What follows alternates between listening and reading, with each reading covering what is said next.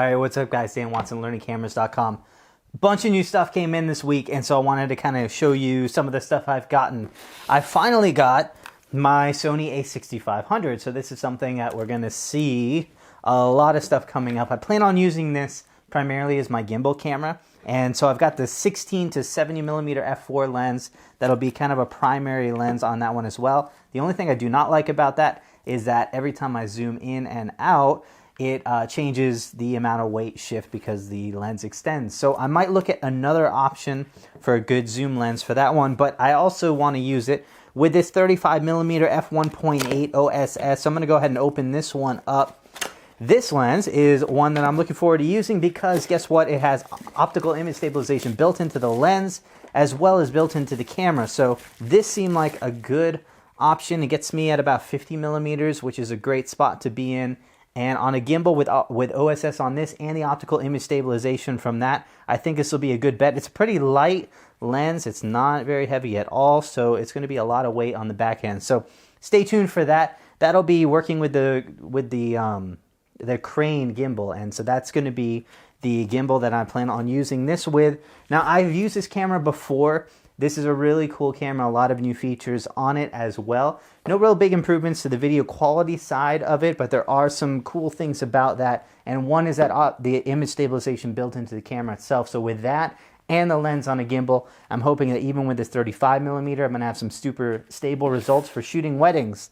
Now, I also got this in there, and this is the KeyMission 360. Now this is a 360 camera, and I just want to show you some of the stuff that this comes with. It's a little bit different. It actually does come with the ability to put your phone in this and use it. I believe these are, yeah, this is basically, I think, a headset, kind of like Google Cardboard, to be able to use that. Now I do have Google Cardboard as well, so I might try to view some of this stuff using VR on that one. Basically some instruction manuals in there. Now let's see what kind of accessories this has. Now the KeyMission 360 does shoot 360 as it says, and here it is right here. We got a camera on the front, camera on the back. It is kind of a wide gap in between there, so stitching could be a little bit of an issue between that. That's the only thing on there. We basically have a video button, a photo button, and that is it on here. Now if you open up the battery terminal, the battery is in here, and this is where you can put a micro SD card slot, and this is also where you can charge it by using USB onto that as well. And it does have an HDMI port, so you could actually run this video straight out to your TV, I guess. And so that could be a good option there. Now this is completely weather sealed to 30 meters, so 100 feet on this thing, which is pretty cool.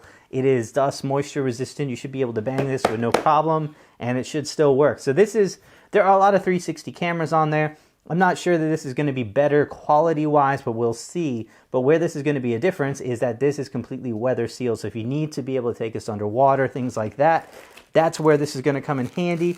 Now, it looks like we do have a little rubberized case in this to keep it safe. Battery, very important.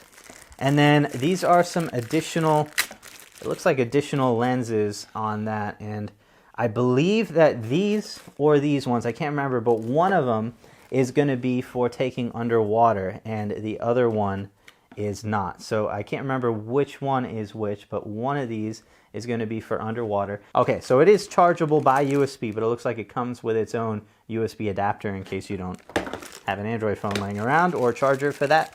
And it also comes with one mount, and this mount is, and let's see. All right, so it has a 1/4-20 tripod mount to begin with. And this is an additional mount, and it uses that 1/4-20 and then gives you basically a ball end on this one. And it comes with this adapter right here.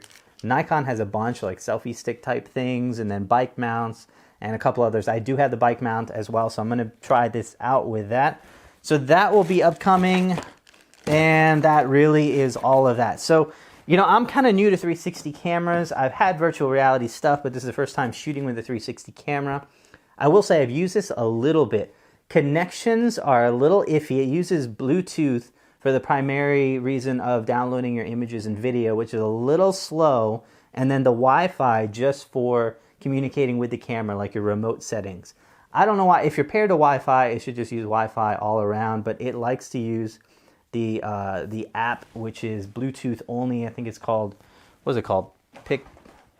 I can't remember what that's called, but SnapBridge. SnapBridge is the app that they like to use. And so it communicates with that via Bluetooth. And that's how Nikon has done it with pretty much all of their cameras, is they're using that kind of technology, that Bluetooth, to be able to communicate between the two and send files. So it does have NFC. NFC is really used for initial pairing. I don't even found that it works well for anything other than the initial pairing, but it does have those options. So you do have NFC, Wi-Fi, and Bluetooth.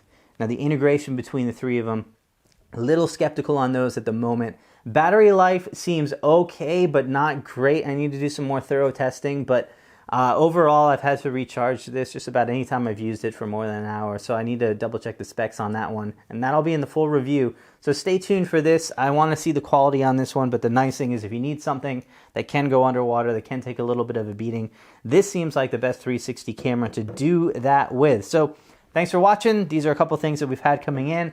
A bunch of new stuff on the way. Stay tuned for a bunch of these reviews and things like that on the way. And I'm really looking forward to testing this on my Xeon Crane gimbal. So that's the one that I'll be using with this. So stay tuned for all of that stuff, and I'll see you soon.